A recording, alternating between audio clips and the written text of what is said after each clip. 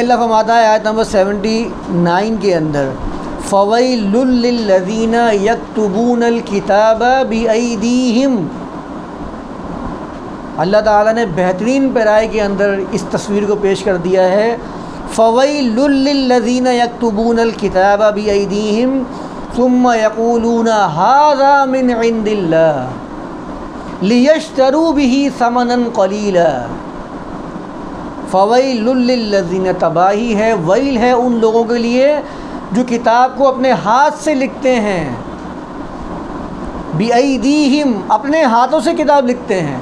الکتاب کا نام آیا ہے، یہ کوئی عام کتاب نہیں بلکہ خاص کتاب جس کو اللہ کی طرف منسوب کہتے ہیں، کیونکہ آگے فرمایا ثُمَّ يَقُولُونَ هَٰذَا مِنْ عِندِ اللَّهِ، کہتے ہیں یہ اللہ کی طرف سے ہے.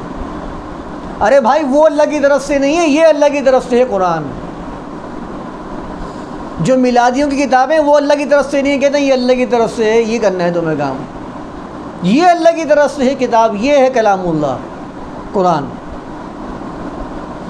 وہ روایات کی کتاب اللہ کی طرف سے نہیں ہے، وہ تو ہاتھوں کی لکھی ہوئی کتابیں ہیں. اور تباہی ہے ان لوگوں کی جنہوں نے ان کتابوں کو لکھا ہے اور منسوب کیا ہے صحابہ کے اوپر، اللہ کے رسول کے اوپر. فَوَيْلٌ لِّلَّذِينَ يَكْتُبُونَ الْكِتَابَ بِأَيْدِيهِمْ، تباہی ہے ان لوگوں کے لیے جو کتاب اپنے ہاتھوں سے لکھتے ہیں. ثُمَّ يَقُولُونَ هَٰذَا مِنْ عِندِ اللَّهِ، کہتے ہیں یہ ہے اللہ کی طرف سے. قرآن کو پس پش ڈالتے ہیں، روایات کی کتابوں کو، احادیث کی کتابوں کو، فقہ کی کتابوں کو آگے پیش کرتے ہیں، کہتے ہیں یہ ہے اللہ کی طرف سے. آج آپ کو اگر کوئی بھی مسئلہ معلوم کرنا ہے دینی نوعیت کا، آپ مجھے خود بتائیے کہ ہمارا جو پہلا طرز عمل ہوتا ہے وہ کن کتابوں کی طرف ہوتا ہے؟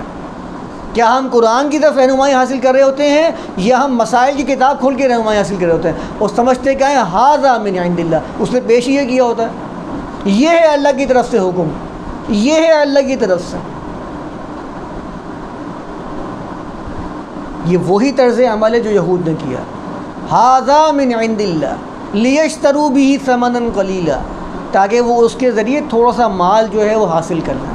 بیچتے ہیں ان چیزوں کو، وہ کہتے ہیں کہ تھوڑا سا مال حاصل ہو جائے.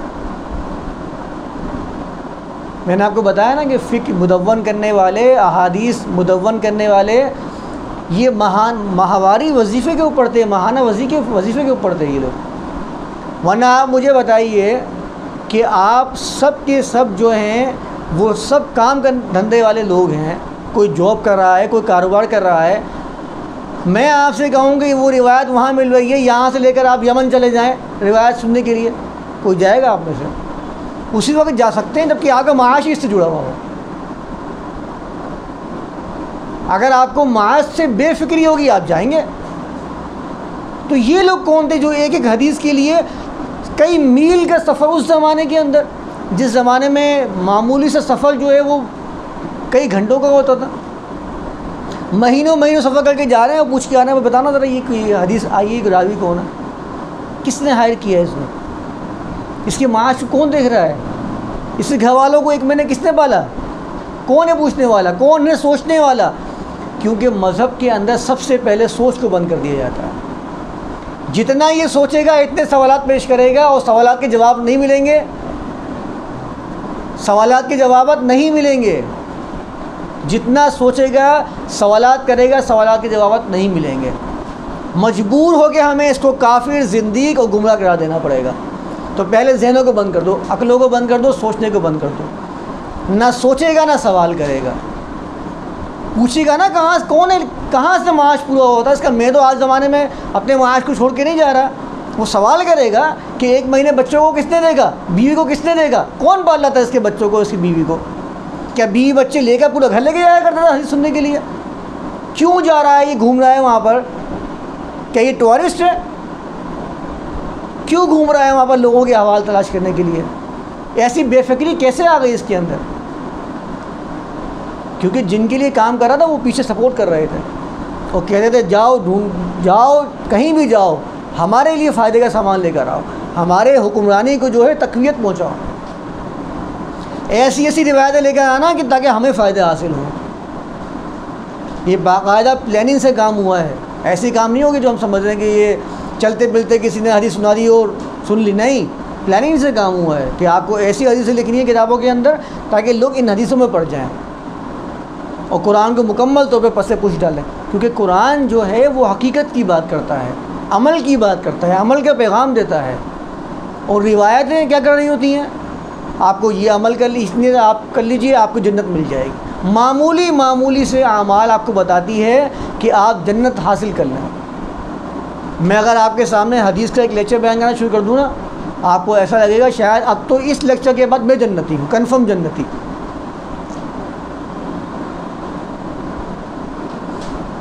اب مجھے جنت میں جانے سے کوئی نہیں روک سکتا. آپ کو ایسا لگے گا شاید جنت میں جانا سب سے آسان کام ہے، اس سے بڑا آسان کام کوئی ہے ہی نہیں، کیونکہ میں نے تو ایسے عمل کر لیے ہیں. میں نے تو ایک دن کے اندر صبح کے ٹائم پہ استغفار پڑھی تھی، سید الاستغفار. اب تو جنت میں جانا قطعاً ہے، قطعی طور پر ثابت ہو چکا ہے کہ میں جنت میں جاؤں گا، کیونکہ روایت حدیث میں لکھا ہوا ہے کہ جس نے صبح کے ٹائم پہ سید الاستغفار پڑھ لی ہے ایک مرتبہ، تو شام سے پہلے اگر اس کی موت واقع ہو جاتی ہے وہ جنتی ہے. اور اگر کسی نے شام کے ٹائم پہ پڑھ لی ہے اور رات میں اگر وہ مر جاتا ہے تو وہ کنفرم جنتی ہے. تو سارے جنتی ہیں پھر تو ہم لوگ. یعنی کہ آپ وہ کہتے ہیں نا جنت والے کو دیکھنا ہے، میں جنت والوں کو اپنی آنکھوں سے دیکھ رہا ہوں، یہ چل رہے ہیں پھر رہے ہیں جنت والے، یہ صبح شام استغفار کر رہے ہیں، جنت والے ہیں. پھر تو ہر شخص دوسرے کے بارے میں جنت کا جو ہے وہ حتمی سرٹیفکیٹ لے کے بیٹھا ہوا ہے، جنت والے ہیں. اور یہ جنت والے بتانے والے جو ہیں نا، روایتیں سنانے والے، یہ ہر دوسرے بندے کو دوسری یاد دے رہے ہوتے ہیں کہ یہ میرے فرقے کا نہیں، یہ دوسری ہے، یہ ہمیشہ جہنم میں مرے گا، جلے گا. اور بھائی وہ استغفار کس کام آیا پھر جو تم نے سنایا تھا، جو صبح شام پڑھنے والا استغفار جنت میں بھیجنے والا، ابھی تم خود ہی دوسری قرار دے رہے ہو. لما تقولون ما لا تفعلون، کہتے کیوں وہ کام جو تم کرتے نہیں ہو؟ کیوں کہہ رہے ہو وہ بات؟ تمہارا عمل تو اس کے خلاف ہے، فتوے اس کے خلاف جا رہے ہیں، اور کہہ رہے ہو کہ یہ جنت میں جا رہا جو دوسری ہے، پیش کر رہے ہو جنت کے فارمولے، بتا رہے ہو دوسری. کرنا کیا چاہ رہے ہو؟ یعنی جنت والے بھی صرف وہ ہیں جو میرے ہم ذہن ہیں، بس جو میری سنتے ہیں، میری آؤ بھگت کرتے ہیں، وہ جنتی ہیں، وہ جنت کما رہے ہیں. اور جو میرے خلاف کرتے ہیں وہ دوستی ہیں. فویل للذین یکتبون الکتاب بایدیہم، اپنے ہاتھوں سے کتاب لکھتے ہیں، کہتے ہیں ھذا من عند اللہ. بڑے خوبصورت پیرائے میں اللہ تعالیٰ نے انسانیت کی کیفیت کو بیان کیا ہے. پوچھتے ہیں قرآن کے اندر کیا ہے؟ سوالات ذرا دیکھیں آپ. کہتے ہیں قرآن میں کیا ہے؟ آپ کہیں گے نا قرآن کہتا ہے تبیانا لکل شیء، قرآن میں ہر چیز کا بیان ہے، ضروریات دین کے بارے میں تمام بیان قرآن میں آپ کو موجود ہے. کہتے ہیں یہ چیز بتاؤ، یہ چیز بتاؤ، قرآن میں یہ نہیں ہے، قرآن میں یہ نہیں ہے. کہتے ہیں ھذا من عند اللہ، یہ ہے اللہ کی طرف سے. اور مقصد کیا ہوتا ہے؟ لیشتروا بہ ثمنا قلیلا. آپ اس کا جتنا بھی معاملہ اس وقت دین کے نام پہ چل رہا ہے نا، آپ ان کی بنیاد اٹھا کر دیکھ لیجئے، وہ سارے کے سارے معاشی طور پر اس سے اپنی نسبت رکھتے ہیں. میں آپ کو حقیقت بتا رہا ہوں یہ بات. یہ جتنے بھی لوگ آپ کو مذہبی پیشہ ور نظر آ رہے ہیں، ان کا معاش جڑا ہوا ہے اس کے ساتھ. یہ جتنے موج میلے لگے پڑے ہیں نا، یہ سب کا سب ان کا معاش چل رہا ہے، اور اسی لیے انہوں نے لوگوں کو اس میں لگایا ہوا ہے. ایک ایک ہفتے کھانا نہیں بنتا ان کے گھروں میں. وجوہات صرف یہ ہیں کہ ان کو پتہ ہے کہ یہاں سے مال آئے گا. اگر انہوں نے اس کا انکار کرنا شروع کر دیا تو ان کے پاس کھانے پینے کے جو ہے لالے پڑ جائیں گے. لوگ ان کو مال دینا بند کر دیں گے. آج جو لاکھوں روپے جو میلاد کے کما رہا ہے یا نوحے پڑھنے کے کما رہا ہے، یا نوٹوں کی بارش کروائی جا رہی ہے، یہ سب ختم ہو جائے گی، گھر بیٹھ جائے گا آدھا طبقہ ان کا. یہ بیچنا ہے ان لوگوں کو. لیشتروا بہ ثمنا قلیلا ثم فویل لہم مما کتبت ایدیہم. دیکھیں واضح احکام قرآن نے بتا دیے ہیں، مکمل طور پہ قرآن نے توضیحات کر رکھی ہیں، انسانیت کی مکمل کیفیت کو بیان کر رکھا ہے کہ یہ ایسا کرتے تھے، آج بھی کرتے ہیں انسان ایسا ہی. فویل لہم مما کتبت ایدیہم، پس تباہی ہے ان کے لیے اس کے سبب سے جو انہوں نے اپنے ہاتھوں سے لکھا. جو ان کے ہاتھوں نے لکھا ہے اس کے سبب سے ان کے لیے تباہی ہے۔ وَوَيْلٌ لَّهُم مِّمَّا يَكْسِبُونَ، اور تباہی ہے ان کے لیے اس کے سبب سے بھی جو انہوں نے کمایا ہے۔ جو مال کما رہے ہیں یہ ان کے لیے ہلاکت، جو اپنے ہاتھوں سے لکھ کر لوگوں کو پیش کر رہے ہیں اور کہہ رہے ہیں ھذا من عند اللہ، یہ ان کے لیے تباہی کا باعث ہے۔ اور یہ تباہی اگر آپ یہ سمجھتے ہیں کہ یہ قیامت میں جا کے ملے گی، قیامت کے بعد جا کے ملے گی، تو یہ غلط فہمی ہے بھائی۔ یہ تباہی کے مناظر آپ کو سر عام نظر آئیں گے۔ یہ جو آپ کو یہ نظر آ رہا ہے نا آج کے آپ کے لیے سونا جینا رہنا، مساجد کے قریب اپنا قیام کرنا مشکل ہو چکا ہے آپ لوگوں کا، یہ تباہی ہے، یہ اللہ تعالیٰ کی طرف سے تباہی ہے، کیونکہ ہم سب کسی نہ کسی درجے میں ان کا حصہ بنے ہوئے ہیں۔ ہم بھی سپورٹ کرتے ہیں کسی نہ کسی درجے میں ان لوگوں کو، مجبور ہو جاتے ہیں سپورٹ کرنے کے لیے۔ تو یہ اللہ کی طرف سے تباہی ہے جو ہمارے سامنے آ رہی ہے، نتائج ہمارے سامنے آ رہے ہیں کہ ہم پریشان ہیں لیکن کچھ کہہ نہیں سکتے، کیونکہ اگر ہم ان کو کچھ کہتے ہیں وہ کہتے ہیں آپ بھی کرتے ہو، آپ بھی کرتے ہو، آپ بھی ملوث اس کام کے اندر۔ اگر آپ 10 تاریخ کو منع کرتے ہیں تو بولتے ہیں آپ 12 تاریخ کو لگاتے ہو، آپ کیوں لگا رہے ہو یہ مجمع؟ ہم بھی مجمع لگائیں گے، نہ تو کہ میری نہ میں کہوں تیری، جو چل رہا ہے اس کو چلنے دو۔ تو ان کے ہاتھوں سے لکھنے کے سبب بھی ان کے لیے خراب تباہی ہے، اور جو انہوں نے اپنے ہاتھ سے لکھ کر کمایا ہے اس میں بھی تباہی ہے۔ آگے اللہ تعالیٰ ایسے ہی لوگوں کے بارے میں بڑے خوبصورت پیرائے کے اندر بیان فرماتا ہے، وَقَالُوا لَن تَمَسَّنَا النَّارُ إِلَّا أَيَّامًا مَّعْدُودَةً، ان کے ذہنوں میں ان کے دلوں کے اندر یہ بات ایسی گڑ گئی ہے، جم گئی ہے، یہ گمان ایسے ان کے یقین میں بدل گئے ہیں، کہتے ہیں ہمیں تو آگ ہرگز نہیں چھو سکتی، آگ ہمارا کچھ نہیں بگاڑ سکتی، الا ایاما معدودہ، سوائے کچھ دن ہیں، اگر ہمارے اعمال کے جو عواقب ہیں اگر ہمیں ملیں گے تو چند ایام، آگ ہمارا کچھ نہیں بگاڑ سکتی، آگ ہمیں چھو ہی نہیں سکتی ہے سوائے چند دن کے، وہ بھی اگر ہم آگ میں ڈال دیے گئے تو۔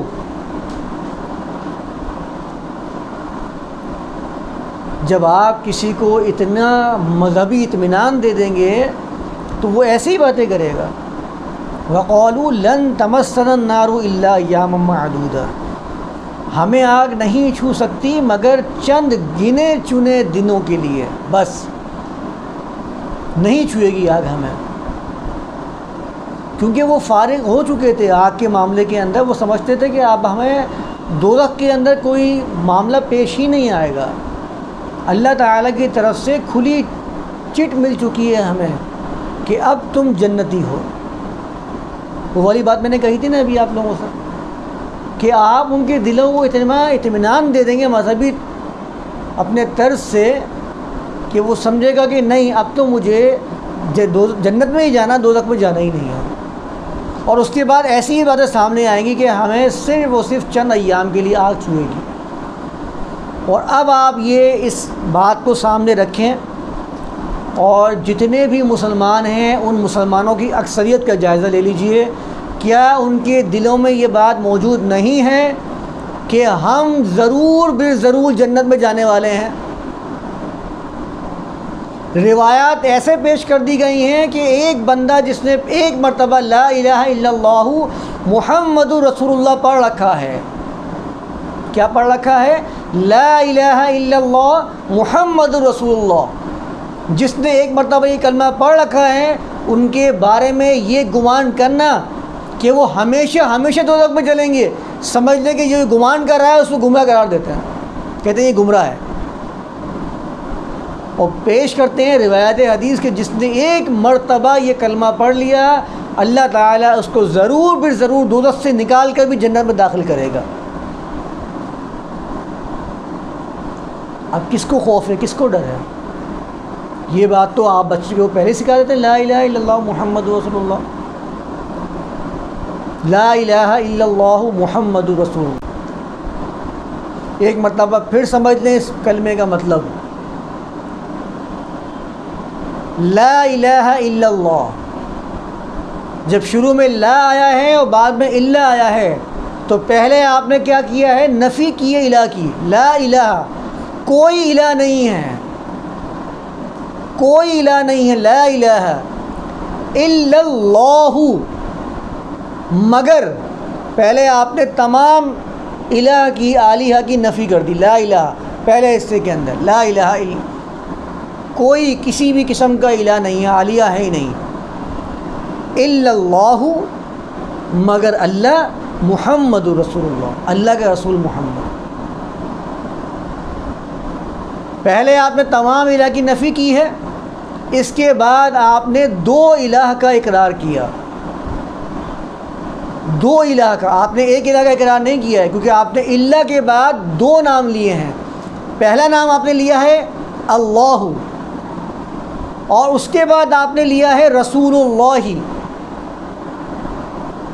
یعنی تمام الہ کی آپ نے نفی کرنے کے بعد دو الہ مانے ہیں، دو الہوں کا آپ نے اقرار کیا. میں دوبارہ پڑھ رہا ہوں کلمے کو. لا الہ، نہیں ہے کوئی الہ، الا، مگر، اللہ محمد رسول اللہ. اب آپ ترجمہ سن لیجئے. نہیں ہے کوئی معبود، نہیں ہے کوئی الہ، مگر محمد، اللہ کا رسول محمد. کتنی شخصیات کے نام ہے اس کے اندر؟ لا الہ کی نفی کے بعد، اللہ کی استثناء کے بعد کتنے شخصیت کے نام ہیں؟ اللہ کا نام ہے، محمد کا نام ہے. تو آپ نے کتنی شخصیات کے الہ ہونے کا اقرار کیا اس کلمے کے اندر؟ ایک اللہ کا اور ایک محمد کا. جب یہ کلمہ آپ کسی کو یاد کروائیں گے اور بتائیں گے اس کو اس کلمے کا معانی، تو آپ مجھے بتائیے کہ اس کلمے کی بنیاد پر آپ یہ سمجھتے ہیں کہ آپ کو دوزخ سے نکال کے جنت میں ڈال دیا جائے گا؟ جبکہ اللہ تو پورے قرآن میں فرماتا ہے کہ لا الہ الا اللہ، اللہ کے سوا کوئی معبود نہیں ہے، اللہ کے سوا کوئی الہ نہیں ہے. اور آپ کہہ رہے ہیں کہ اللہ اور محمد رسول اللہ کے علاوہ کوئی الہ نہیں ہے. یہ ترجمہ بنے گا اصل اس کا؟ آپ کیا کہہ رہے ہیں؟ لا الہ الا اللہ محمد رسول اللہ، اللہ محمد رسول اللہ کے علاوہ کوئی الہ نہیں ہے. یہ ہے کلمے کا ترجمہ جو آپ بچوں کو یاد کروا رہے ہیں. تو اس سے بڑی گمراہی کیا ہوگی کہ ہم بچے کو اس کلمے کو یاد کروا رہے ہیں اور سمجھ رہے ہیں کہ یہ توحید کا کلمہ ہے. یہ کلمہ توحید ہے، یہ کلمہ توحید ہو ہی نہیں سکتا. اس میں تو دو الہوں کا اقرار ہے. توحید کہاں ہے اس میں؟ توحید تو ہوتی لا الہ الا اللہ. یہ توحید ہے کہ نہیں ہے کوئی الہ مگر اللہ. تو ایسے گمان کر رکھے ہیں کہ یہ کلمات ادا کرنے سے، فقط ان کلمات کی ادائیگی سے دوزخ کے بندے کو جنت میں داخل کر دیا جائے گا.